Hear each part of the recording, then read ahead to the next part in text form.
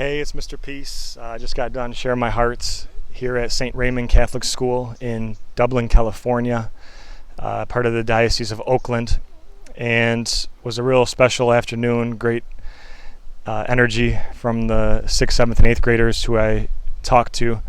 The theme was diversity, so really appreciating our differences, no matter where we're from, no matter how we're born, that we see Christ not only in ourselves and truly love ourselves first and foremost, but then can go give that love to others. Love thy neighbor as yourself, the second greatest commandment, Matthew 22.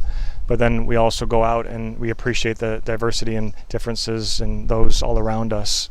A big focus that I try to push and hammer home deals with 1 Samuel 16:7, that says that man, woman, people, we look at the outward appearance, but God looks at the heart. And if we can truly see people for who they are, inherent, and see them for any of their weaknesses, but also for their strengths, and just look past some of our judgments and the splinter in our eyes to be able to see those as Christ would see them. That's really what I'm trying to get at, just like the shirt says too, one race, human, that we see everybody as human beings before anything else as well.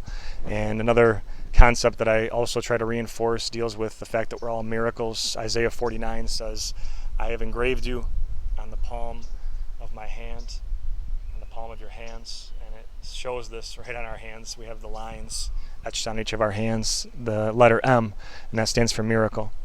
And it even says too that we were not a mistake. Even students that may think that they are a mistake or worthless, and that the M or upside down for worthy really stands for not being worthy of love or his love. It's just not true. That our Savior needed help carrying his cross, and that means that we need others and we need him to get through these storms. But sometimes the storms have to happen for the rainbows to appear, for new life to spring up, if we choose that. And if we choose to be that hope for the hopeless and the voice for the voiceless, because we know that our Creator, even Christ Jesus himself, got bullied and stepped on and spit on and ridiculed and harassed, all in our name, to really, so that we could have life, right? And that's beautiful.